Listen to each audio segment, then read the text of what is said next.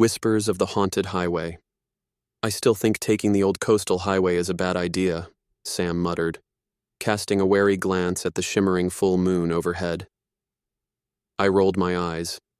Sam, it's just a shortcut, and besides, those stories about ghosts causing accidents are just that, stories. Sam's grip tightened on the wheel. Every local in town believes it, Alex. They all say to avoid this stretch of road during the full moon. We'd been driving for hours, and the quickest way home was via the old coastal highway. The moon's light bounced off the sea, casting eerie reflections on the asphalt ahead. The road was notorious, but not just for its treacherous turns. It was said that on the night of the full moon, it became a highway of death. As if on cue, a dense fog enveloped the road. The visibility was near zero, making Sam slow down. We should have turned around, but curiosity and fatigue urged us onward. The legends had mentioned an apparition, a girl in white who would appear on the road causing unsuspecting drivers to crash. We laughed off the stories, attributing them to the vivid imaginations of the townsfolk. But as the fog grew thicker, a ghostly figure suddenly emerged, standing right in the middle of our path. Sam screamed, swerving the car violently to avoid hitting her. We lost control, and with a sickening thud, crashed into a ditch at the road's edge. The world spun, and my head throbbed painfully. Groaning, I tried to get my bearings. The car was totaled, smoke rising from its crumpled hood. Sam, I coughed out, my voice raspy. You okay? Sam's face was pale, blood trickling down his forehead. Yeah, I think so. We tried to open the car doors, but they were jammed. Kicking them open, we stumbled out, clutching each other for support. The fog had cleared slightly, but a new horror awaited us. Emerging from the shadows were figures, human-like but grotesque. Their skin was a pallid gray, their eyes hollow. Bloody injuries marked their bodies, making it evident they were victims of previous accidents. The girl in white, the same apparition from the road, stood at the forefront, her gaze fixed on us. But instead of the malevolence I expected, there was a profound sadness in her eyes.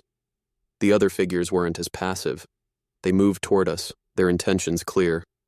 Sam and I backed away looking for an escape. We had to find shelter and fast. Gas station, I shouted, pointing to a dilapidated building about 100 yards away. Run! With adrenaline fueling our steps, we sprinted, the moans of the zombie-like victims echoing behind us. We reached the gas station and barricaded ourselves inside. Panting, we took a moment to gather our thoughts.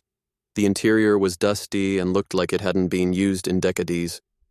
In a corner, a peculiar setup cauterie, an altar of sorts, with candles, photographs of car accident victims, and at its center, an old, worn diary. Hesitantly, I picked it up and began to read. The entries were by a young woman named Eliza. The dates went back several decades. She wrote about her love for the sea, her dreams, and the joy of driving on the coastal highway under the full moon. But the last entry was haunting. It detailed a night of betrayal. Her lover, envious and drunk, had forced her car off the road, leading to her death. Her final wish was to be buried beside her favorite spot, the cliff overlooking the sea, a place she dubbed Moonlit Haven. This is the key, Sam whispered, his eyes wide. If we give her a proper burial, maybe, just maybe, the haunting will stop. Nodding, we gathered a few supplies, shovels, a lantern, and the diary as our guide. Sneaking out the back of the gas station, we made our way to the cliffs. The eerie beauty of the place was unmistakable. Moonlight streamed down, illuminating a specific spot, the very place Eliza had written about. We began to dig. Hours seemed to pass. The sounds of the restless souls grew closer, but we persevered.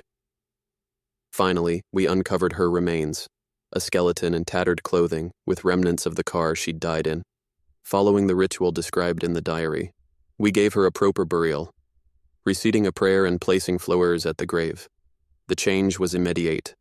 The wind carried away the moans of the undead, the fog lifted, and calm descended.